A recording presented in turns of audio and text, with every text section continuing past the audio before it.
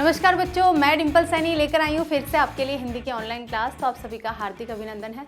देखिए, हम पढ़ रहे हैं जयशंकर प्रसाद जी को। यूपी बोर्ड की हिंदी की जो आपकी बुक है 12th क्लास हिंदी की, उसका जो हमारा चैप्टर है वो जयशंकर प्रसाद जी के द्वारा लिखा गया है।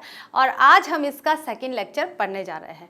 फर्स्ट लेक्चर के अंदर हमने देखिए इनका जीवन परिचय, इनका साहित्य परिचय, इनका कवि परिचय सारा जो था हमने पढ़ लिया है। उनकी कौन कौन सी रचनाएं थी, उनका जन्म कब हुआ था, माता पिता या स्थान कहाँ था, ये सारी चीज़ें, उनकी मृत्यु, बहुत सारी चीज़ें हमने पढ़ ली है।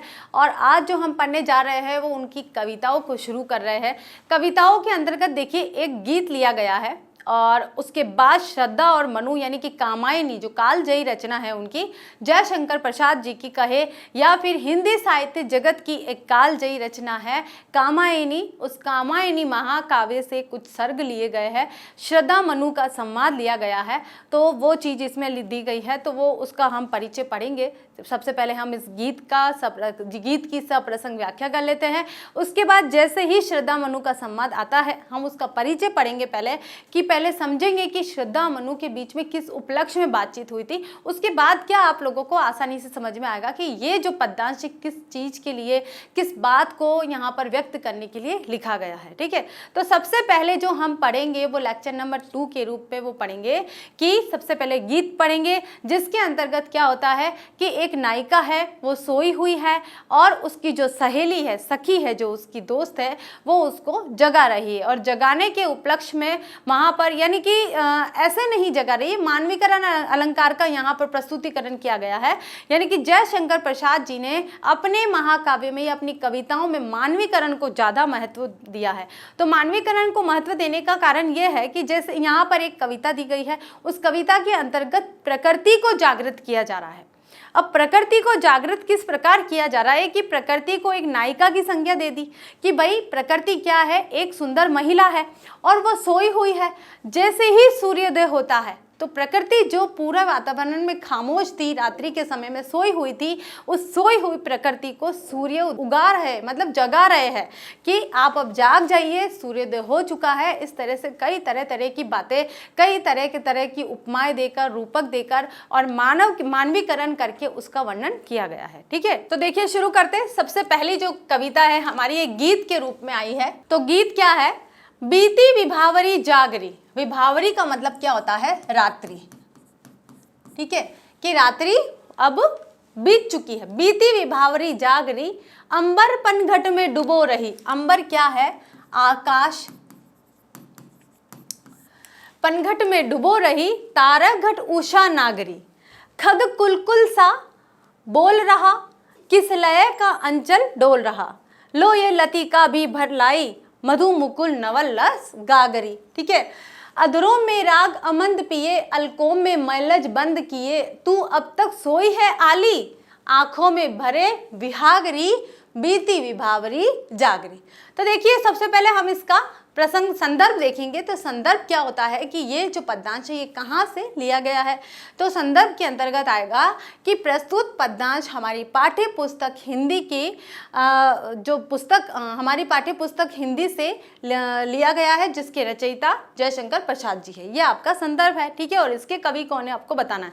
उसके बाद जो आएगा वो आएगा प्रसंग। ठीक है, अब प्रसंग की बात यह है कि इस पूरी पंक्तियों में, इस पूरी कविता में ये जो गीत दिया है, इस पूरे पद्यांश में मुख्य रूप से क्या बताया है? इसमें बताया है कि एक सुंदर नायिका, प्रकृति को एक सुंदर नायिका की संज्ञा दी गई है और उस सुंदर नायिका को एक सखी जगाने का प्रयास कर रही है।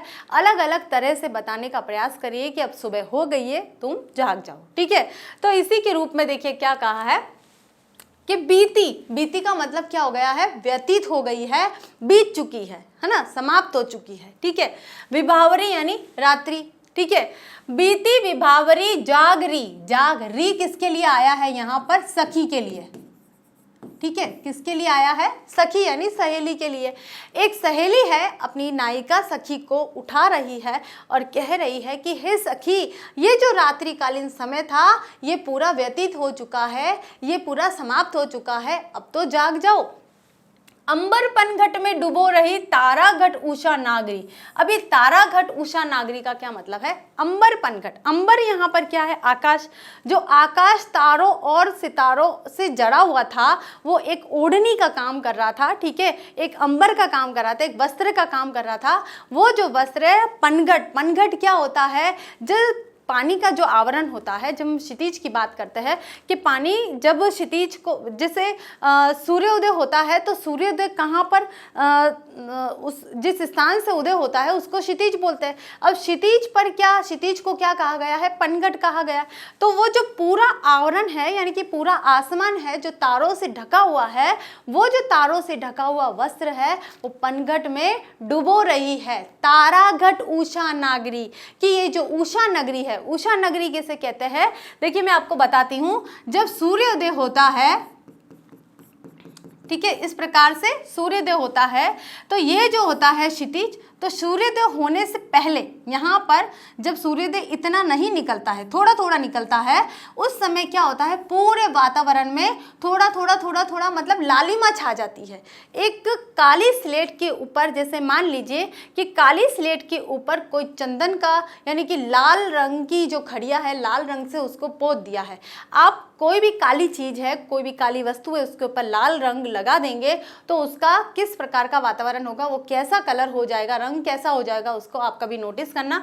तो इस तरह का पूरा वातावरण है वो हो जाता है, उसे बोलते हैं उषा।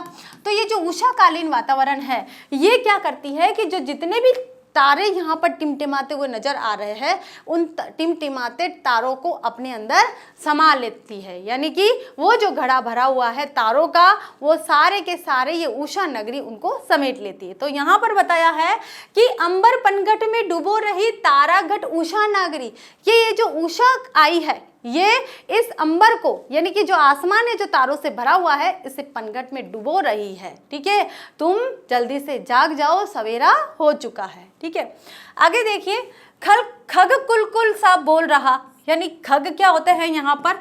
पक्षी। कुलकुल यानी कि कलरव कर रहा है, कुलकुल सा का मतलब होता है कलरव करना। ठीक है, यहाँ पर अब सखी के वो जो नायिका की सखी है जो उसे उठाने के लिए आई है, तो वो कह रही है कि यहाँ पर देखिए जो पक्षी है वो सारे कलरव कर रहे हैं, चहचहा रहे हैं, वहाँ पर शोर शराबा कर रहे हैं, उनकी जो मधुर आवाज़ है वो हमारे कानों तक सुनाई दे रही है। किस लय का अंचल डोल रहा है, और पूरा वातावरण बहुत ही अच्छा खुशनुमा सा हो गया है, उसका जो अंचल है वो डोल रहा है। लो ये लतिका भी भर लाई, लतिका किसे कहा गया है? जो ये जो तितली होती है, तितली होती है वो इधर उधर हर पुष्पों पे बैठ कर क्या करती है? अपने अंदर रस लेकर आती है फूलों का, यानी कि हर फूल पे बैठती है और फूल के पराग से रस लेकर आती है। तो कह रहे हैं कि लो ये लतिका भी भर लाई, मधु मुकुल नवल रस गागरी। अब क्या कह रहे हैं कि गागरी का मतलब क्या होता है यहाँ पर? घड़ा। ठीक है, कि ये जो लतिका है उसने भी क्या कर दिया है? मधु, मीठा रस, मीठा जो फूलों के पराग का जो रस होता है उससे उसने अपने पूरे घड़े को भर लिया है। देखो ये भी पूरा जो घड़ा है वो भरकर ले आई है, यानी कि अब सुबह हो गई है, सभी जो प्राणी जगत है वो अपने अपने काम में लग गए हैं। तो हे सखी तुम भी जाग जाओ, अपने कामों में शुरू हो जाओ। ठीक है, आगे देखिए, अधरों में राग अमंद पिए, कि हे सखी। अब देखिए, अब यहाँ कवि क्या कहना चाह रहे हैं? सखी के माध्यम से नायिका को बोल रहे हैं, क्योंकि नायिका उठ नहीं रही है अब, और उनकी जो सखी है वो उसे जगाने का भरपूर प्रयास कर रही है। तो उसी उपलक्ष्य में प्रयास करते करते वो अपने सखी को क्या क्या कह रही है वो सारी चीजें यहाँ कवि ने बताई है। ठीक है, अधरों में, अधर क्या होते हैं? होठ। ठीक है, अधरों में राग अमंद पिए, कि तुम होठों में, ऐसा लग रहा है कि तुम्हारे होठों पर जो शराब है उसकी नशे जैसा तुम्हारे अंदर, तुम्हारे होठों पर ऐसा आलस छाया हुआ है, ऐसा नशा छाया हुआ है। ठीक है, अलकों में मैलज बंद किए, मैलज यानी आंखों में तुमने पूरा विराग बंद कर रखा है, आंखों के अंदर पूरी नींद तुमने भर रखी है। ठीक है, उसके बाद में तू अब तक सोई है आली, आंखों में भरे विहागरी, कि तुम अभी तक, आली का मतलब यहाँ क्या बताया है? आली कहते हैं सखी को, आली सखी को कहते हैं। सखी क्या होती है? सहेली। ठीक है, यानी कि हे आली, हे सहेली, हे सखी, तुम अभी तक सोई हुई हो, अपनी आंखों में पूरी तरह से नींद भरे हुए तुम नींद में डूबी हुई हो। हे सखी, सवेरा हो चुका है, अब तो तुम जाग जाओ। तो इस प्रकार से एक सखी अपनी नायिका सखी को वहां जगाने का प्रयास करती है। तो कवि ने ये जो नायिका का यहाँ पर सुंदर चित्रण किया है प्रकृति को जगाने के माध्यम से, कि जिस प्रकार एक जो सखी है वो अपनी नायिका सखी को जगाने का प्रयास करती है, उसी प्रकार से ये जो सूर्य की किरणें होती है वो प्रकृति को जगाने का प्रयास कर रही है। ठीक है, आगे देखिए हम इसका संदर्भ देखते हैं। प्रस्तुत पद्यांश हमारी हिंदी पाठ्य पुस्तक में संकलित जयशंकर प्रसाद द्वारा रचित गीत शीर्षक कविता से लिया गया है। गीत के अंदर उन्होंने ये सब दिया गया है। ठीक है, और अब इसका प्रसंग है, संदर्भ आपको अलग लिखना है, प्रसंग आप एक भी लिख सकते हैं। अगर आप दोनों को एक साथ लिखते हैं तो संदर्भ नहीं लिखेंगे, इसको प्रसंग लिखना।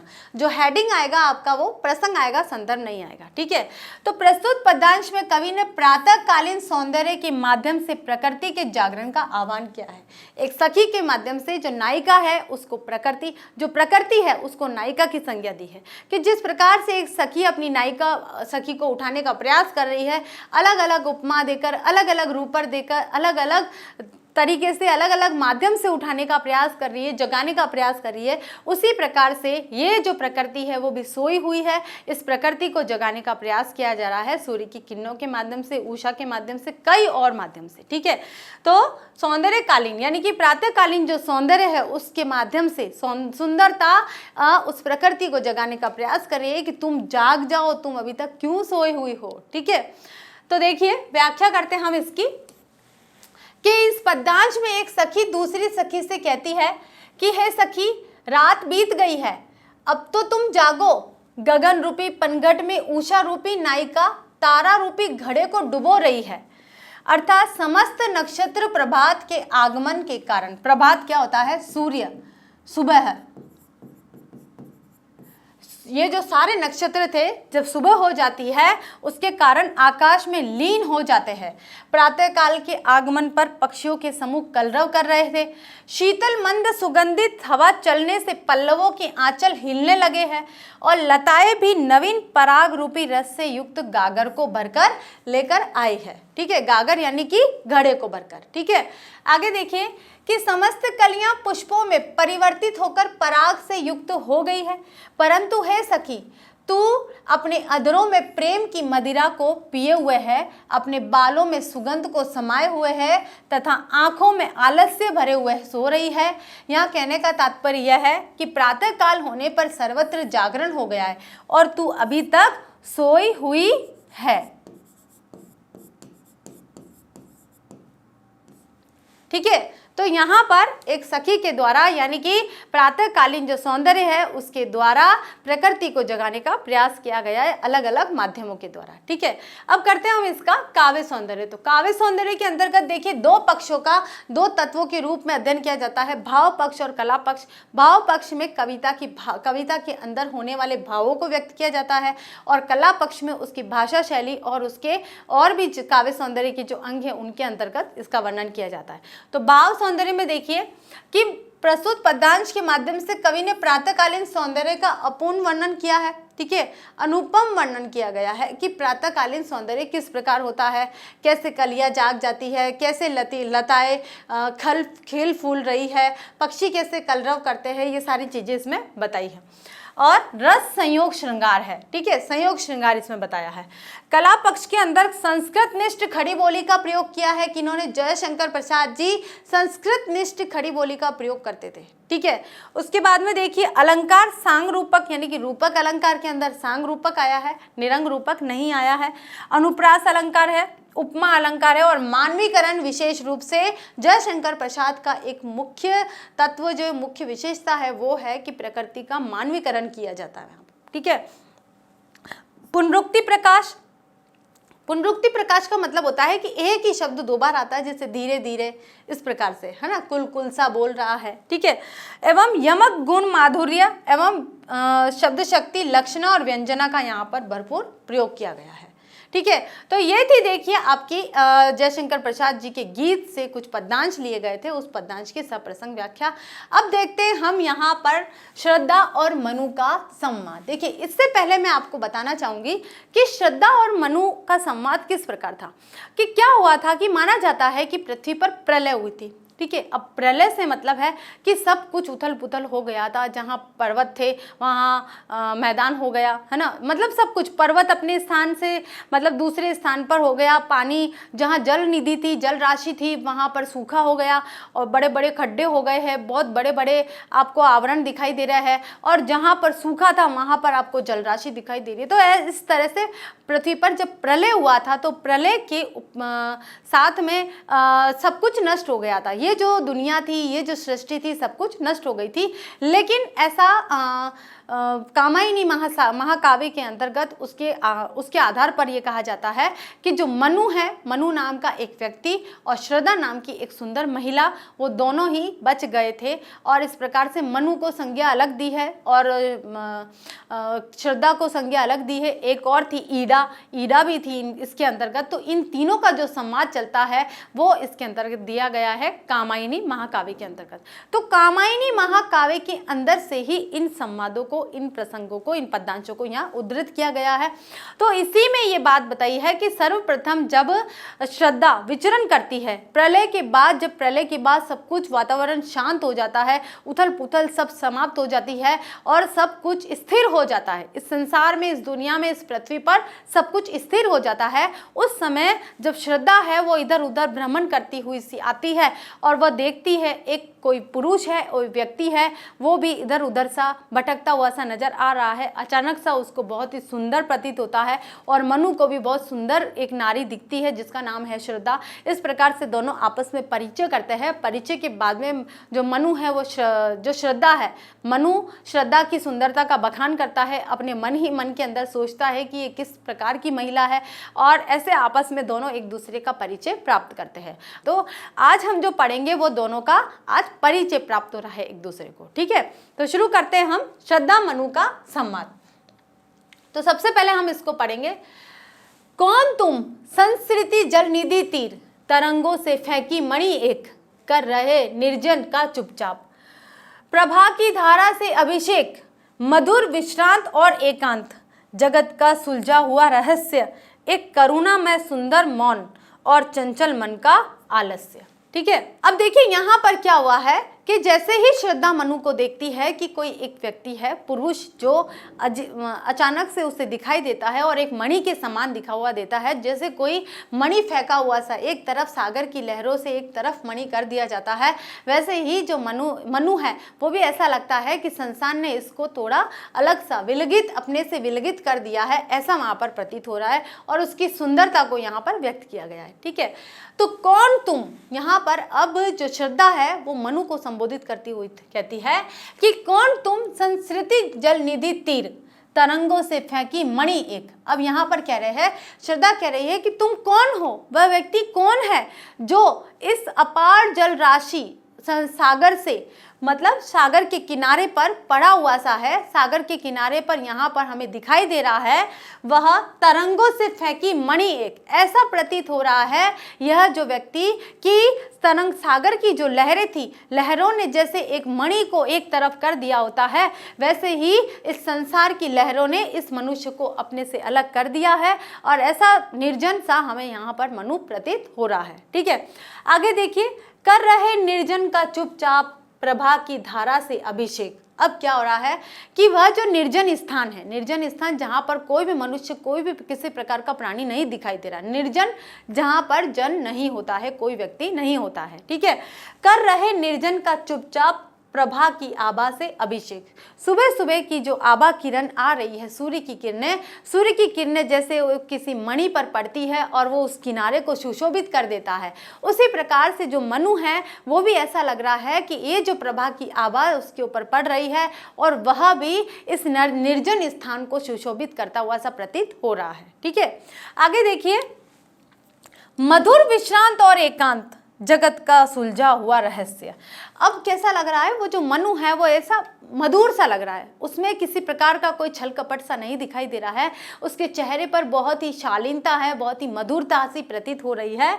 विश्रांत, बहुत ही शांत, एकांत और अकेला प्रतीत हो रहा है, यानी कि एक अकेला व्यक्ति वहाँ पर मधुरता बिखेरते हुए और शांतिपूर्ण वातावरण बनाए हुए वहाँ प्रतीत हो रहा है। कौन ये महसूस कर रहा है, ये श्रद्धा महसूस कर रही है। किसके लिए, मनु के लिए। ठीक है, जैसे ही मनु को वो देखती है तो बहुत सारी चीजें वो अपने अंदर सोचती है कि ये जो व्यक्ति है ये यहाँ पर जब आया है तो ये जो वातावरण है वो कैसा लगता है, वो ऐसा बताया गया है। ठीक है, उसके बाद जगत का सुलझा हुआ रहस्य, उसके चेहरे को देखकर तो ऐसा लगता है कि वो उसमें किसी प्रकार का छल कपट नहीं है, लेकिन रहस्य ये है कि ये निर्जन स्थान में ये कैसे आया है।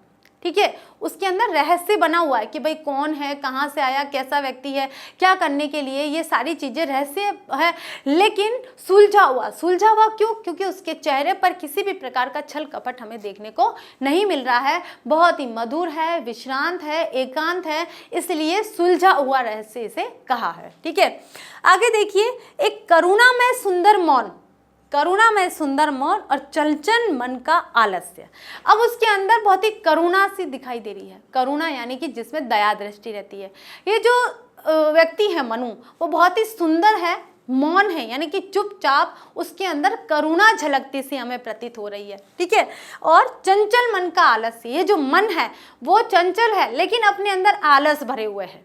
ठीक है, तो इस प्रकार से श्रद्धा मनु को देखकर ये सारी विचारधाराएं अपने अंदर जताती है कि इस तरह की विचारधाराएं उसके अंदर उठती है कि मनु क्या है, वो खुद ही उसका परिचय प्राप्त करने के लिए आतुर हो रही है। ठीक है, तो इसी में देखिए हम सबसे पहले इसका संदर्भ करेंगे।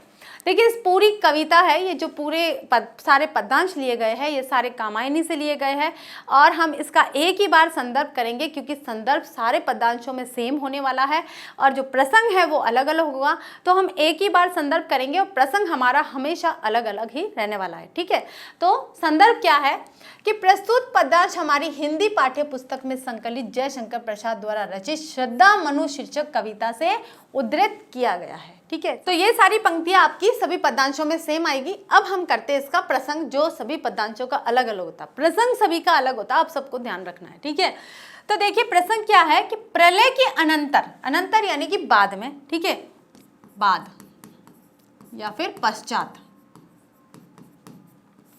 ठीक है, प्रलय के अनंतर श्रद्धा मनु को निर्जन स्थान में मौन बैठे देखकर उसके बारे में पूछती है। वह मनु के बारे में जानने के लिए उत्सुक है और खुद ही स्वयं ही अलग अलग विचारधाराएं कर रही है, जो हमने व्याख्या में पढ़ा है। ठीक है, अब करते हैं हम इसकी व्याख्या। तो व्याख्या क्या है कि श्रद्धा मनु से प्रश्न करती है कि तुम कौन हो। जिस प्रकार सागर की लहरें अपनी तरंगों से मणियों को अपने किनारे पर फेंक देती है, उसी प्रकार संसार रूपी सागर की लहरों द्वारा इस निर्जन स्थान में फेंके हुए तुम कौन हो। तुम चुपचाप बैठकर इस निर्जन स्थान को अपनी आभा से उसी प्रकार सुशोभित कर रहे हो जैसे सागर तट पर पड़ी हुई मणि उसके निर्जन तट को आलोकित करती है। आलोकित का मतलब क्या होता है, प्रकाशित करती है। क्या करती है, प्रकाशित। श्रद्धा कहती है कि हे अपरिचित, कौन अपरिचित, मनु के लिए कहती है कि हे अपरिचित, तुम मुझे मधुरता नीरवता से परिपूर्ण इस संसार में सुलझे हुए रहस्य की भांति प्रतीत हो रहे हो। अपरिचित होने के कारण तुम रहस्यमय हो, फिर भी तुम्हारे मुख के भाव तुम्हारे रहस्य को सुलझा रहे हैं। तुम्हारा सुंदर और मौन रूप करुणा से परिपूर्ण है और तुम्हारे चंचल मन ने आलस्य धारण कर लिया है। यानी कि यहाँ पर बता रही है मनु पूर्ण रूप से जो श्रद्धा है, यहाँ पर जो श्रद्धा है वो मनु को पूर्ण रूप से परिचय प्राप्त करने के लिए सारी चीजें बता रही है कि सर्वप्रथम जब उसको मनु के दर्शन होते हैं, जब वो मनु को देखती है तो वो कैसा प्रतीत करती है, मनु उसे कैसा दिखाई देता है, ये सारी चीजें इसके अंतर्गत आई है। तो आप सभी को ये एक पद्यांश बहुत अच्छे से समझ में आया है, मुझे ऐसा लगता है, और आना भी चाहिए। ठीक है, आगे चलते हैं हम इसके काव्य सौंदर्य की तरफ। तो काव्य सौंदर्य में हम हमेशा दो पक्षों का अध्ययन करते हैं, भाव पक्ष और कला पक्ष। तो भाव पक्ष में क्या है, सागर की लहरों द्वारा फेंकी हुई मणि से मनु की तुलना करके प्रसाद जी ने उनके एकांकी जीवन की निराशा और कर्म विरत स्थिति का भावपूर्ण चित्रण किया है और रस संयोग श्रृंगार है। संयोग श्रृंगार क्यों कहेंगे? क्योंकि श्रृंगार रस है, इसमें नायक और नायिका दोनों आपस में बातें करते हुए से प्रतीत हो रहे हैं। ठीक है। कला पक्ष में खड़ी बोली है, प्रबंधात्मक छंद श्रृंगार है। ठीक है। और जिसमें 16 मात्राओं का योग होता है और अलंकार, रूपक, उत्प्रेक्षा और विरोधाभास गुण है। अब विरोधाभास क्यों बताया है? देखिए कि सुलझा हुआ रहस्य है लेकिन सुलझा हुआ है, तो दोनों में विरोध हो गया कि सुलझा हुआ सा है कि हम जान भी गए हैं लेकिन रहस्य बना हुआ है, तो वहां पर हमें विरोधाभास अलंकार प्रतीत होता है। ठीक है। तो ये था हमारा पहला पद्यांश, कामायनी महाकाव्य का, जो महाकाव्य से जो उद्धृत किया गया है उस पद्यांश में से पहला पद्यांश था। अब आते हैं हम इसके दूसरे पद्यांश की तरफ। तो दूसरा पद्यांश क्या कह रहा है? देखिए, सुनाया मनु ने मधु गुंजार, मधु करी कासा जब सानंद, किए मुख नीचा कमल समान, प्रथम कवि का जो सुंदर छंद। एक झटका सा लगा सहर्ष, निरखने लगे लुटे से कौन, गा रहा यह सुंदर संगीत, कुतूहल रह न सका फिर मौन। अब क्या हुआ है? देखिए कि सबसे पहले हम ये कहेंगे कि इसका संदर्भ आप सभी को मैंने बताया कि संदर्भ सेम रहेगा, सभी में आपको वही लिखना है कि ये पद्यांश हमारी पाठ्य पुस्तक हिंदी के जो कवि है जयशंकर प्रसाद जी की कविता श्रद्धा मनु से उद्धृत किया गया है। अब इसका प्रसंग ये है कि इसमें जब श्रद्धा पूछती है, प्रथम पद्यांश में श्रद्धा ने मनु से प्रश्न किया कि तुम कौन हो, तब उसके मधुर वचनों को, उसके सुंदर वचनों को, कोमल वचनों को सुनकर जो मनु की क्या प्रतिक्रिया होती है वो यहाँ पर व्यक्त की गई है। ठीक है। आगे देखिए, और एक प्रकार से देखा जाए तो श्रद्धा की सुंदरता का बखान किया गया है। यहाँ पर जो श्रद्धा है उसके सौंदर्य का यहाँ पर वर्णन किया गया है, ये आपका प्रसंग होना चाहिए। ठीक है। तो देखिए, हम सबसे पहले करते हैं इसकी व्याख्या कि सुनाया मनु ने मधु गुंजार। मधु गुंजार क्या होता है? भंवरों का गुंजन। मधु गुंजार, मधु कौन होते हैं? भंवरे। हम बोलते हैं भंवरों का गुंजन। ठीक है। भौरे जानते हैं आप सभी, जब मोटा सा भौरा होता है और गूं गूं गूं गूं गूं करके चारों तरफ ऐसा गुंजार सा लगता है, एक वाइब्रेशन टाइप होता है, कंपन जैसा लगता है, तो वो मधु गुंजार होता है। ठीक है। तो यहाँ कहा है कि सुना या मनु ने मधु गुंजार। अब कौन सा मधु गुंजार सुना? श्रद्धा ने जब उससे प्रश्न किए कि भाई तुम कौन हो, कहाँ से हो, तुम्हारा जो मुखमंडल है बहुत ही कोमल और विश्रांत लग रहा है, बिना रहस्य सुलझा हुआ सा लग रहा है लेकिन रहस्यवादी लग रहा है, अलग अलग तरह से उसने मनु से प्रश्न किए। तो उसकी जो कोमल वाणी थी है ना, वो ऐसी भंवरे के समान ऐसे बहुत ही मीठी सी वाणी लग रही थी, मीठा मीठा गुंजार लग रहा था। मधुकरी का सा जब आनंद, और मधुकरी यानी कि जो भंवरा जैसा पूरे टाइम गुनगुनाता हुआ सा घूमता फिरता रहता है, ऐसा उसको आनंद महसूस हुआ। किसको? मनु को हुआ। ठीक है। श्रद्धा की बातें सुनकर जो मनु था उसको पूर्ण रूप से आनंद महसूस हुआ, क्योंकि उसके मीठे वचन सुन के उसको बहुत ही अच्छा लगा। ठीक है। किए मुख नीचा कमल समान, प्रथम कवि का जो सुंदर छंद। अब जैसे ही श्रद्धा ने प्रश्न किए मनु से कि भाई तुम कौन हो, कहाँ से हो, है ना, ये सारी चीज़ें सब जब उसने पूछ ली कि तुम इस निर्जन स्थान पर क्या कर रहे हो, एक मणि के समान तुम आभा बिखेर रहे हो, सुशोभित कर रहे हो इस स्थान को, बहुत सारी चीज़ें उसने बोली। किसने? श्रद्धा ने। तो जो मनु था वो कमल कैसा होता है? कमल का फूल लोटस बोलते हैं जिसे, खिला हुआ सा होता है। लेकिन जब श्रद्धा उससे प्रश्न कर रही थी, पूछ रही थी, उस समय वे कमल जो कह रहे हैं कि किए मुख नीचा कमल समान, कमल के समान खिला हुआ चेहरा लेकर मुख को नीचे झुकाए हुए वो खड़े थे वहां पर। कौन? मनु। ठीक है। ऐसे वहां पर प्रतीत हो रहे थे जैसे कोई कमल का फूल है, वो खिला हुआ है लेकिन झुका हुआ सा नीचे देख रहा है, नीचे की तरफ झुका हुआ है, इस प्रकार से प्रतीत हो रहा है। ऐसा मनु का कमल के समान जो चेहरा है वो यहाँ पर प्रतीत हो रहा था। ठीक है। प्रथम कवि का जो सुंदर छंद, और जो श्रद्धा के द्वारा जो मुखमंडल, उसके मुख से जो शब्द निकले थे वो ऐसे लग रहे थे कि कोई कवि है, उसके मुख से जो पहला छंद निकला होता है, ऐसा सुंदर छंद श्रद्धा ने अपने मुख से निकाला है। ठीक है। आगे देखिए, एक झटका सा लगा सहर्ष। मनु को क्या हुआ? ये सुन के एकदम झटका, सुंदर आवाज सुन के, उसकी सुंदर रूप को देखकर, उसकी मनमोहक बातें सुनकर, और उसको एक झटका सा, खुशी जैसा झटका लगा। ठीक है। निरखने लगे लुटे से कौन। अब निरखना यानी देखना, वो देखने लगे कि ये कौन है, ऐसे कि कौन है ये, कुछ पता नहीं है उनको, लुटे से यानी सब कुछ उनका लुट चुका है, ऐसा कि ये कौन है जिसने मेरा सब कुछ छीन लिया है। इस तरह के भाव से वो श्रद्धा को देखने लगे। गा रहा यह सुंदर संगीत, कुतूहल रह न सका फिर मौन। अब भाई क्या हुआ कि जैसे श्रद्धा ने प्रश्न किया तो अब मनु ने भी उसे उत्तर देने का प्रयत्न किया, मतलब प्रयास किया। तो ऐसा प्रतीत हो रहा है जैसे कुतूहल, यानी कि अब मनु को यहाँ पर जिज्ञासा होने लग गई कि अब मैं मौन नहीं रहूँगा, मेरे अंदर एक सुंदर संगीत जवाब देने का, यानी श्रद्धा से वार्तालाप करने का जो मन है वो बहुत ज़्यादा हो रहा है। इसलिए मेरी जो जिज्ञासा है कि ये जो युवती है, ये जो सुंदर नारी है, ये कौन है, इसके बारे में भी मनु को जानने की इच्छा जागृत हो गई, यानी कि अब कुतूहल बन गया। अब वो मौन नहीं रहेंगे, अब उसके प्रश्नों का उत्तर देंगे और जो स्वयं प्रश्न पूछेंगे उसका उत्तर प्राप्त करने की जिज्ञासा उनमें बनी रह गई। ठीक है, तो ये थी इसकी व्याख्या।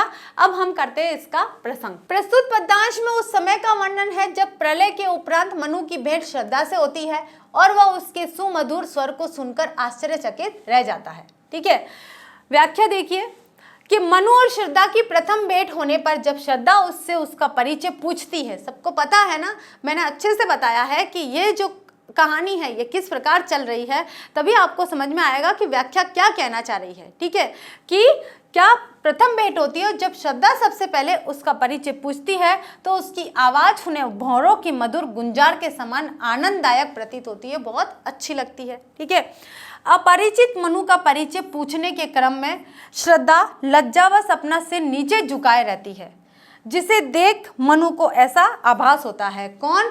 जो श्रद्धा है वो अपना कमल के समान नीचे मुख रखती है। क्यों? क्योंकि इस किसी अनजान व्यक्ति से जब प्रश्न पूछ रहे हो, पुरुष है वो, और उससे आप प्रश्न पूछ रहे हो तो उसका जो चेहरा वो थोड़ा सा झुका हुआ सा प्रतीत हो रहा था। ठीक है, आगे देखिए, जैसे कोई खिला हुआ कमल पृथ्वी की ओर झुका हो, मनु को कम सदृश सुंदर दिखने वाले उसके मुख से निकले मधुर बोल आदि कवि के सुंदर छंद से प्रतीत होते थे। मतलब दिखाई मनु को उसका जो चेहरा है वो बहुत कम दिखाई दिया। क्यों? क्योंकि उसने अपना मुख झुकाया हुआ था। ठीक है, लेकिन उसके मुख से जो निकलने वाले शब्द थे वो सुंदर छंद के से प्रतीत हो गए। ठीक है, उस निर्जन स्थान पर जहाँ किसी के होने की कोई संभावना न थी, श्रद्धा जैसी अनुपम रूपवती को देखकर मनु आश्चर्यचकित हो उठते थे। निर्जन, जहाँ पर किसी प्राणी का होना उनको लगता था कि प्रलय के बाद न ही कोई बचा होगा, वह खुद स्वयं बच गए थे, वो एक बहुत बड़ी बात थी। तो उन्हें लगा कि यहाँ अब कोई, मुझे नहीं लगता कि यहाँ पर कोई जन आवास होगा, यानी कि कोई जन होगा। लेकिन श्रद्धा के आगमन पे वो आश्चर्यचकित हो गए कि कोई एक ऐसे निर्जन स्थान पर इतने रूप सौंदर्य वाली एक महिला यहाँ आकर उनको मिल सकती है। ठीक है, और उनका मलिन मुख निखर उठता है। मलिन यानी कि जो थका हुआ सा मुख था, बहुत थके हुए से प्रतीत हो रहे थे, वो एकदम उनकी श्रद्धा की जो सुंदरता है उसको देखकर, उसकी मधुर वाणी को सुनकर एकदम वो खिल उठे हैं। ठीक है, श्रद्धा के कंठ से निकले गीत सदृश बोल का उन पर ऐसा प्रभाव पड़ता है कि उससे बोले बिना नहीं रह पाते और उसके विषय में सब कुछ जान लेना चाहते हैं। आया समझ में? आप सबको पूरी व्याख्या समझ में आई कि यहाँ पर पहले पद्यांश में श्रद्धा ने प्रश्न किए थे और उन प्रश्नों का उत्तर दूसरे पद्यांश में मनु देना चाहा, लेकिन उसकी सुंदरता को देखकर उन्हें ऐसा लगा कि मैं अब उसके प्रश्नों का सही में उत्तर दूं और मैं भी जानूं कि ये जो निर्जन स्थान पर एक इतनी सुंदर महिला है उसका परिचय क्या है। तो इस प्रकार से ये व्याख्या हुई है। तो आप सबको अच्छे से समझ में आई, मुझे लगता है बहुत अच्छे से समझ में आएगी, और नहीं आती है तो आपके डाउट्स और बता दीजिए, मैं आगे आपको क्लियर करूँगी बिल्कुल। ठीक है, अब हम करते हैं इसका काव्य सौंदर्य। काव्य सौंदर्य में दोनों पक्ष करेंगे, भाव पक्ष और कला पक्ष। तो भाव पक्ष में तो देखिए कि इन दोनों का प्रथम मिलन होता है मनु और श्रद्धा का, और एक दूसरे के प्रति आकर्षित होने का भाव दर्शाया है। श्रद्धा मनु को देखकर आकर्षित होती है और मनु श्रद्धा को देखकर आकर्षित होते हैं। और यहाँ पर देखिए नायक और नायिका दोनों की उपस्थिति है। जब नायक और नायिका दोनों की उपस्थिति आ जाती है तो वहाँ पर श्रृंगार होता है, और वो भी संयोग श्रृंगार होता है। और नायक नायिका दोनों के बारे में बताया गया है और किसी एक की अनुपस्थिति होती है, यानी कि एक वहाँ पर नहीं है और एक है, एक एब्सेंट है और एक प्रेजेंट है, तो फिर वहाँ पर वियोग श्रृंगार कहा जाएगा। आपको ध्यान रखना है। तो यहाँ जो मनु श्रद्धा संवाद है, यहाँ पर नायक और नायिका दोनों प्रेजेंट है, दोनों एब्सेंट नहीं है, दोनों में से कोई भी ऐसा नहीं कि नहीं है, दोनों एक दूसरे के सामने हैं। इसलिए यहाँ पर हम संयोग श्रृंगार के बारे में पढ़ेंगे। जो रस है वो कौन सा है? श्रृंगार का संयोग श्रृंगार। ठीक है, कला पक्ष के रूप में देखिए तो संस्कृत निष्ठ हमारी खड़ी बोली है, प्रबंधात्मक छंद श्रृंगार रस। ठीक है, अलंकार में देखिए तो उपमा, उत्प्रेक्षा, अनुप्रास और माधुर्य गुण, शब्द शक्ति हमारी अभिधा और लक्षणा, यानी कि मुख्यार्थ और लक्ष्यार्थ को यहाँ पर प्रकट किया गया है, इसलिए अभिधा और लक्षणा शब्द शक्ति है। ठीक है, तो ये था हमारा काव्य सौंदर्य दूसरे पद्यांश का। तो अब तक हमारे 2 पद्यांश हो चुके हैं। ठीक है, चलते हमारे तीसरे पद्यांश की तरफ। क्या कह रहा है भाई तीसरा पद्यांश? धीरे धीरे थोड़ा थोड़ा और अच्छे से पढ़ेंगे तभी समझ में आएगा। बहुत एक साथ पढ़ लिया तो सब कुछ गोल मटोल हो जाएगा और किसी को समझ में नहीं आएगा। ठीक है, तो तीसरा पद्यांश देखिए। और देखा वह सुंदर दृश्य, नयन का इंद्रजाल अभिराम, कुसुम वैभव में लता समान, चंद्रिका से लिपटा घनश्याम। हृदय की अनुकृति भाए उदार, एक लंबी काया उन्मुक्त, मधु पवन क्रीडित जो शिशु साल, सुशोभित हो सौरभ संयुक्त। मसृण गांधार देश के नील, रोम वाले मेषों के चर्म, ढक रहे थे उसका वपु कांत, बन रहा था वह कोमल वर्मा। तो देखिए यहाँ पर जो संदर्भ आएगा सबको पता है, मैंने बता दिया है आपको। और जो प्रसंग है वो ये है कि यहाँ पर मनु जब श्रद्धा को देखता है, उसके प्रति आकर्षित हो जाता है और उसकी सुंदरता का यहाँ पर बखान किया गया है। वो किस प्रकार से दिखाई देती है, किस प्रकार के वस्त्र धारण कर रखे हैं, कौन है वह, पूरा यहाँ पर श्रद्धा के सौंदर्य का वर्णन किया गया है। यही इस पद्यांश का प्रसंग है। अब हम इसकी व्याख्या करते हैं। तो व्याख्या क्या है? और देखा वह सुंदर दृश्य। किसने देखा सुंदर दृश्य? मनु ने, क्योंकि श्रद्धा के द्वारा प्रश्न किया गया मनु से कि भाई तुम अपरिचित कौन हो। तब मनु उससे उसके जवाब देने के लिए जब ऊपर देखता है, यानी कि जब उस महिला को देखता है निर्जन स्थान पर, कि यहाँ पर कोई निर्जन स्थान है जहाँ पर किसी मनुष्य के होने की आशंका नहीं थी, उन्हें आभास नहीं था, आशा नहीं थी, वहाँ पर एक सुंदर महिला उनको दिख जाती है और वो भी इतनी सुंदर कि जिसकी सुंदरता का बखान करना अतुलनीय है। ठीक है, तो उसी उपलक्ष्य में यहाँ पर बताया है कि और देखा वह सुंदर दृश्य, और देखा वह सुंदर दृश्य, यानी कि उसने जब श्रद्धा की सुंदरता को देखा, उसके मुखमंडल को देखा। किसकी? श्रद्धा के मुखमंडल को देखा। नयन का इंद्रजाल अभिराम, अभिराम यानी कि सुंदर, सुंदरता। इंद्रजाल का मतलब होता है जादू सा, जादू का। ठीक है,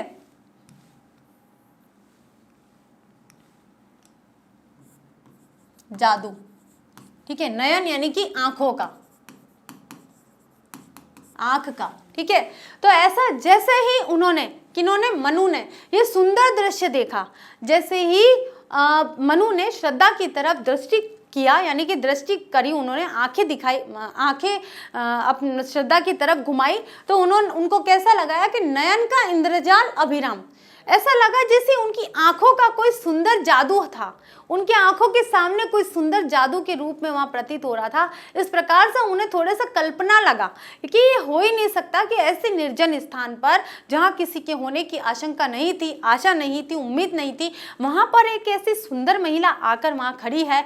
तो मनु की आंखों को बिल्कुल विश्वास नहीं हुआ, भरोसा नहीं हुआ, सब कुछ जादू सा, सुंदर जादू सा वहां पर प्रतीत हो रहा था। ठीक है, कुसुम वैभव में लता समान, चंद्रिका से लिपटा घनश्याम। कुसुम वैभव, कुसुम क्या होते हैं? फूलों से, यानी कि कोई एक ऐसी लता है, एक बेल है, वो पूरे फूलों से ढकी हुई सी प्रतीत हो रही है, फूलों से पूरी आच्छादित है, पूरे फूल के वातावरण में बनी हुई है। चंद्रिका से लिपटा घनश्याम, ऐसा लग रहा है कि जैसे चंद्रिका यानी कि जो बादल है वो चांदनी से लिपटे हुए से प्रतीत होते हैं, वैसा ही वातावरण यहाँ पर लग रहा है। वातावरण किसका? श्रद्धा की सुंदरता का वातावरण, यानी कि श्रद्धा के शरीर का जो सुंदरता है वो यहाँ पर बताई गई है। ठीक है, हृदय की अनुकृति बाह्य उदार, एक लंबी काया उन्मुक्त। अब जो मनु है उसको, उनको जो श्रद्धा है उसके हृदय की जो बाहरी आकृति है, यानी कि बाहर से वो बहुत ही उदार सी प्रतीत हो रही है, बहुत ही नम्र स्वभाव की प्रतीत हो रही है। ठीक है, एक लंबी काया उन्मुक्त और लंबी काया और बहुत ही लंबे हाइट की, यानी कि लंबे कद वाली एक महिला और बहुत ही सुंदर सुशोभित होने वाली महिला स्वतंत्र रूप से दिखाई दे रही है। बहुत ही साफ तरह से दिखाई दे रही है कि एक लंबे शरीर की एक महिला है, एक स्त्री है और बहुत ही ज्यादा सुशोभित लग रही है। मधु पवन क्रीडित जो शिशु साल सुशोभित हो सौरभ संयुक्त। ठीक है, अब यहाँ पर क्या बताया है कि मधु पवन किसे कहा गया है? जो बसंत ऋतु की जो हवा होती है, बहुत ही मीठी मीठी मधुर पवन होती है, उसे कहा गया है। तो बसंत ऋतु में बहने वाली जो हवा होती है उसे बयार बोलते हैं। उस बयार में जैसे साल के जो छोटे छोटे वृक्ष है उसकी जो डालियां है वो इधर उधर सी बच्चों के समान झूमती हुई सी नजर आ रही है, उस हवा में झूमती हुई सी लग रही है। इस प्रकार सुशोभित हो सौरभ संयुक्त, ये सारी सुगंध है वो सारी की सारी उसे सुशोभित कर रही है। ठीक है, किसे किसे कर रही है? श्रद्धा को। ठीक है, मृसन गांधार देश के नील। अब क्या है, जो गांधार देश के जो नील के जो जानवर है, नील जानवर है, उनके जो वस्त्र है उसने वो पहन रखे हैं। ठीक है, रोम वाले मेषों के चर्म, उनकी चर्म यानी कि उनकी खाल के वस्त्र उसने पहन रखे हैं। किसने? श्रद्धा ने। किस प्रकार के वस्त्र पहन रखे हैं कि गांधार देश में जो नील है, नील गाय है, उनके जो खाल है उस खाल के वस्त्र उसने पहन रखे हैं। ढक रहे थे उसका वपु कांत, यानी कि वपु यानी कि शरीर होता है, यानी कि वो जो वस्त्र है, कौन से वस्त्र? वो जो खाल के वस्त्र उसने पहन रखे थे वो उसके पूरे शरीर को, सुंदर शरीर को चारों तरफ से ढके हुए से प्रतीत हो रहे थे। बन रहा था वो कोमल वर्म, और वह पूरा का पूरा ऐसा कोमल, ऐसा लग रहा था जैसे ये जो उसके शरीर के साथ में जो वस्त्र है वो भी पूरे के पूरे कोमल हो गए हैं। ठीक है, तो ये था इसकी व्याख्या। अब हम इसका प्रसंग करते हैं कि प्रस्तुत पद्यांश में श्रद्धा की अपूर्व सुंदरता और आंतरिक गुणों का उल्लेख किया गया है। ठीक है, मतलब उसकी बाहरी सुंदरता और आंतरिक सुंदरता दोनों का वर्णन किया गया है, उसके गुणों का। अब व्याख्या देखिए क्या है कि श्रद्धा की सुमधुर ध्वनियों को सुनने के पश्चात, ध्वनि कौन सी? जब श्रद्धा ने मनु से प्रश्न किए कि तुम कौन हो, या निर्जन स्थान में कैसे आए हो, मणि के समान फेंके हुए से सुशोभित हो रहे हो, इस प्रकार से जब बातें हुई सारी, तो वो सारी सुमधुर यानी कि बहुत ही संगीत नुमा ध्वनियां उसने सुनी। किन्होंने? मनु ने। जब मनु का ध्यान उसके रूप की ओर गया तब वह दृश्य उनकी आंखों को जादू के समान सुंदर और मोहक लगा। श्रद्धा फूलों से परिपूर्णता के समान सुंदर और शीतल चांदनी में लिपटे हुए बादल की सी आकर्षक प्रतीत हो रही थी। ठीक है, उसका हृदय उदार और विस्तृत था। वह लंबे कद की उन्मुक्त युवती थी। लंबे और सुंदर दिखने वाले शरीर में वह ऐसे शोभायमान थी मानो बसंत की बयार अर्थात बसंती हवा में झूमता हुआ साल का कोई छोटा सा वृक्ष सुगंध से सराबोर होकर चारों ओर अपनी शोभा बिखेर रहा हो। ठीक है, शोभा यानी कि अपनी आभा। श्रद्धा के वस्त्र गंधार देश में पाई जाने वाली नीले बालों की भेड़ों की खाल से बने थे। अत्यंत कोमल होते हुए भी वे वस्त्र न केवल उसके सुंदर तन को ढक रहे थे बल्कि कवच के समान शरीर की रक्षा भी कर रहे थे। कहने का तात्पर्य यह है कि श्रद्धा उन वस्त्रों में सुंदर और सुरक्षित दिखाई दे रही थी। सुंदर तो दिख रही थी लेकिन सुरक्षित भी दिखाई दे रही थी, क्योंकि वो नीली भेड़ों की खाल से बने हुए थे। वो जो वस्त्र उसने पहन रखे थे वो नीली, गांधार देश की नीली जो भेड़ थी उनकी खाल से बने हुए थे। ठीक है, तो आप सभी को समझ में आया ये वाला पद्यांश भी। तो हम इसका काव्य सौंदर्य करते हैं। अब काव्य सौंदर्य में भाव पक्ष और कला पक्ष दोनों करेंगे। यहाँ श्रद्धा की आंतरिक गुणों के साथ साथ उसके वस्त्रों की भी विशेषता व्यक्त की गई है और रस संयोग श्रृंगार ही यहाँ आएगा अभी। ठीक है, क्यों? क्योंकि दोनों अभी आपस में बातचीत कर रहे हैं, नायक नायिका दोनों ही उपस्थित है। ठीक है, भाषा हमारी खड़ी बोली, शैली प्रबंधात्मक छंद, श्रृंगार छंद है ये, 16 मात्राओं का होता है ये। अलंकार, उपमा, रूपक और अतिशयोक्ति, उत्प्रेक्षा अलंकार और अनुप्रास, गुण, माधुर्य शब्द शक्ति, अभिधा और लक्षणा दोनों ही आएगी इसमें, ठीक है। तो ये अभी तक हमारे 3 पद्यांश पूरे हो चुके हैं। अब चलते हैं हम हमारे चौथे पद्यांश की तरफ। तो चौथा पद्यांश है हमारा, नील परिधान बीच सुकुमार, खुल रहा मृदुल अधखुला अंग, खिला हो जो बिजली का फूल, मेघ वन बीच गुलाबी रंग। आहा वह मुख पश्चिम के व्योम, बीच जब घिरते हो घनश्याम, अरुण रवि मंडल उनको भेद, दिखाई देता हो छवि धाम। ठीक है, तो अब देखिए यहाँ पर आपका संदर्भ वही होने वाला है कि ये जो पंक्तियां हैं हमारे हिंदी की जो पाठ्य पुस्तक के कवि है जयशंकर प्रसाद जी के द्वारा संकलित लिखित श्रद्धा मनु कविता के से संकलित की गई है। और जो प्रसंग होगा हमारा वो होगा कि इसमें भी श्रद्धा के रूप सौंदर्य का यहाँ पर अपूर्व वर्णन किया गया है। इसकी व्याख्या करते हैं। परिधान का मतलब होता है वस्त्र, ठीक है। नील परिधान बीच सुकुमार, ठीक है। नीली भेड़ों के खाल से जो वस्त्र पहने हुए थे श्रद्धा ने, उसका यहाँ पर वर्णन किया है कि वो जो वस्त्र पहने हुए थे वो भी कोमल थे और उसके अंदर जो शरीर था श्रद्धा का वो भी अत्यंत कोमल और सुंदर था। यहाँ पर ये वर्णन किया गया है कि नील परिधान में सुकुमार, कि नीले वस्त्रों के बीच में एक सुकुमारिता यहाँ पर सौंदर्यता दिखाई देती है, सौंदर्य प्रतीत हो रहा है, बहुत ही कोमलता प्रतीत हो रही है। सुकुमारता यानी कि बहुत ही यहाँ पर कोमलता प्रतीत हो रही है। खुल रहा मृदुल अधखुला अंग, यानी कि यहाँ पर देखिए अधखुला, जो कहीं कहीं पर क्या है कि श्रद्धा ने वस्त्र पहन रखे हैं उस खाल के, यानी कि नीले भेड़ की जो खाल है उसके वस्त्र, उसके खाल से अपने शरीर को ढक रखा है, लेकिन कहीं कहीं पर क्या है कुछ कुछ उसका शरीर दिखाई दे रहा है, ठीक है। तो खुल रहा मृदुल अधखुला अंग, ठीक है, वो जो अधखुला अंग है वो बहुत ही मृदुल सा दिखाई दे रहा है, उसके अंदर मीठा मीठा आवाज हो रहा है यहाँ कवि को।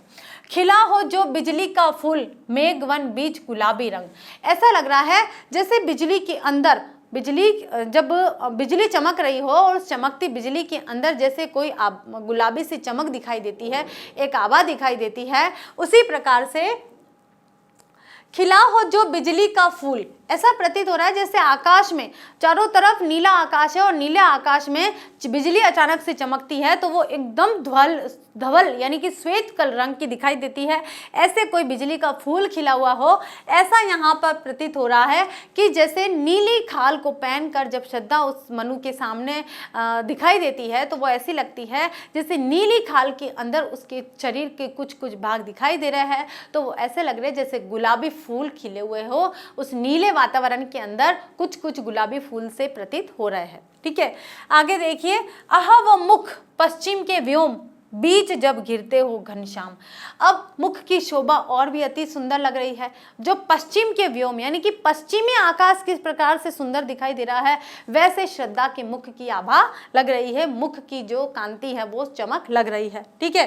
बीच जब घिरते हो घनश्याम, यानी कि चारों तरफ जब हमारे आसपास जब बादल घिर जाते हैं तो उस समय जब बिजली किस प्रकार से चमकती हुई सी लगती है, वैसे ही जो श्रद्धा का मुख है वो भी नीले आवरण से ढका हुआ है, लेकिन उसका मुख एक फूल के समान चमकता हुआ सा प्रतीत हो रहा है, ठीक है।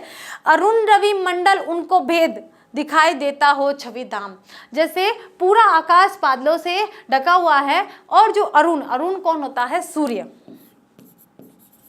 ठीक है। और सूर्य उसके अंदर से, बादलों के अंदर से जब सूर्य की किरणें निकलती है तो वो कितनी सुंदर चमकीली सी सुशोभित होती है। इसी प्रकार से जब श्रद्धा ने एक नीले रंग का वस्त्र धारण कर रखा है, उस नीले रंग के वस्त्र के अंदर से जो उसकी कुछ शारीरिक छवि दिखाई दे रही है और उसका जो मुखमंडल दिखाई दे रहा है वो बहुत ही चमकीला, कांतिमय, आभामय और सुंदर सुशोभित हो रहा है, ठीक है। तो यहाँ पूर्ण रूप से श्रद्धा के रूप सौंदर्य का वर्णन किया गया है। अब हम देखते हैं इसका प्रसंग कि प्रस्तुत काव्यांश में श्रद्धा के रूप सौंदर्य की तुलना प्रकृति के सुंदर दृश्यों से की गई है, ठीक है। प्रकृति के किस प्रकार सुंदर दृश्य होते हैं उससे तुलना की गई है, तो यहाँ पर उपमा अलंकार आएगा, आपको ध्यान रखना है। उसके बाद में देखिए व्याख्या, मनु के भावों की अभिव्यक्ति करते हुए प्रसाद जी लिखते हैं कि श्रद्धा भेड़ चर्म से के बने नीले वस्त्र में अत्यंत आकर्षक दिखाई दे रही है। वस्त्रों के मध्य कहीं कहीं से दिखाई दे रहे उसके कोमल अंग ऐसे प्रतीत हो रहे हैं जैसे वे नीले बादलों के समूह में चमकती हुई बिजली के गुलाबी गुलाबी फूल हो। ठीक है, उसका शरीर गुलाबी सा प्रतीत हो रहा है। ठीक है, आगे देखिए, नीले वस्त्र के मध्य श्रद्धा के लालिमा युक्त तेज मुख को देख ऐसा आभास होता है मानो सांझ के समय काले बादलों को भेद कर चारों ओर लाल किरणें बिखेरता सूर्य शोभायमान हो रहा है। उसका जो मुख है, श्रद्धा के मुख की यहाँ पर व्याख्या की गई कि मुख कैसा लग रहा है, सूर्य के समान। शाम के समय जब सूर्य कितना पीले रंग का थोड़ा सा चमकीला सा दिखाई देता है, ऐसा ही यहाँ पर श्रद्धा का मुख दिखाई दे रहा है। ठीक है, तो ये थी इसकी व्याख्या। अब करते हैं हम इसका काव्य सौंदर्य। भाव पक्ष में देखिए कि पंक्तियों द्वारा कवि श्रद्धा के अपूर्व सौंदर्य का होने का भाव दर्शा रहा है और रस संयोग श्रृंगार है। ठीक है, उसके बाद कला पक्ष में खड़ी बोली, शैली, प्रबंधात्मक रस, श्रृंगार रस योजना है। अलंकार में उत्प्रेक्षा, रूपक और उपमा अलंकार भी है यहाँ पर। ठीक है, उपमा भी दी गई है। उसके बाद में जो गुण कहेंगे हम, माधुरी गुण का यहाँ पर वर्णन किया गया है और अभिधा और लक्षणा शब्द शक्ति दी गई है। अभिधा और लक्षणा शब्द शक्ति का भी प्रयोग किया गया है। तो ये था इसका काव्य सौंदर्य। तो अब तक हमारे कितने 4 हमारे पद्यांश हो चुके हैं। अब हम आते हैं हमारे अंतिम पद्यांश की तरफ। तो अंतिम पद्यांश देखिए, हमारा पद्यांश नंबर 5 है। तो 5वां पद्यांश देखिए क्या कह रहा है, घिर रहे थे घुंघराले बाल अंश अवलंबित मुख के पास, नील घन शावक से सुकुमार सुधा भरने को विदु के पास, और उस मुख पर वह मुस्कान रक्त किसले पर ले विश्राम, अरुण की एक किरण अम्लान अधिक अलसाई हो अभिराम। अब देखिए इसमें क्या कहा गया है, इसमें भी देखिए श्रद्धा का रूप सौंदर्य ही व्यक्त किया गया है। यहाँ पर मनु के द्वारा जो श्रद्धा का जब मुख देखा जाता है तो उसकी सुंदरता को अलग अलग रूपक, अलग अलग उपमा, अलग अलग अति उत्प्रेक्षा के भावों से यहाँ व्यक्त किया गया है। अलग अलग गुणों के माध्यम से, अलग अलग शब्द शक्ति के माध्यम से कई काव्य सौंदर्य को लेकर यहाँ पर उसके भावों की, उसके रूप सौंदर्य की यहाँ पर व्याख्या की गई है। ठीक है, तो व्याख्या क्या कह रहे हैं, जो प्रसंग की बात आएगी तो प्रसंग यही है कि कवि जयशंकर प्रसाद जी मनु के माध्यम से श्रद्धा के रूप सौंदर्य का यहाँ पर वर्णन कर रहे हैं। ठीक है, तो श्रद्धा के वो रूप सौंदर्य में आगे क्या लिखा गया है, गिर रहे थे घुंघराले बाल। अब देखिए श्रद्धा के जो बाल थे वो कैसे थे, घुंघराले से बाल थे, बहुत ही घने काले और घुंघराले बाल थे। ठीक है, अंश, अंश क्या होता है, यहाँ पर अंश आएगा और अंश का मतलब होता है कंधा। ठीक है, अवलंबित मुख के पास, उसके कंधों तक आए हुए, कंधों से और उसके मुख की मुखमंडल पर भी वो बाल, उसकी जो लटे है, घुंघराले बालों की जो लटे है वो वहाँ पर मुख के ऊपर दिखाई दे रही है और उसके कारण उस श्रद्धा का जो मुख है वो बहुत ही आकर्षण लग रहा है, बहुत ही सुंदर लग रहा है कवि को। ठीक है, नील घन शावक से सुकुमार सुधा। नील घन शावक क्या हुआ कि ये जो नीला आकाश है, नीले पूरा नीला आकाश है, घन यानी बादल, नीले आकाश में जो बादल है वो सारे घिरे हुए हैं और ऐसा लग रहा है शावक से सुकुमार सुधा, यानी कि छोटे छोटे जो बादल है वो क्या कर रहे हैं, बादल के शावक किसे गए, छोटे बादल, मतलब बादल के बच्चे होते हैं उसे शावक कहा गया है। तो यहाँ हम छोटे बादल कहेंगे, बच्चे तो है नहीं ऐसे। ठीक है, तो वो क्या कर रहे हैं, सुधा भरने को विदु के पास। विदु क्या हो गया यहाँ पर, सागर। ठीक है, कि इस सागर पे जो समुद्र है उसके जो श्रद्धा के जो बाल है वो कैसे लग रहे हैं, उसके कंधे पर आए हुए बाल और मुखमंडल पर आए हुए बाल और लंबे काले घुंघराले बाल ऐसे प्रतीत हो रहे हैं जैसे कि छोटे बादल, जो छोटे छोटे बादल है वो सागर की लहरों को स्पर्श करने के लिए आतुर हो रहे हैं, विचलित हो रहे हैं। ठीक है, तो उसके बाल ऐसे हिलते हुए से, सागर की लहरों को स्पर्श करते हुए से बहुत अच्छे से प्रतीत हो रहे हैं।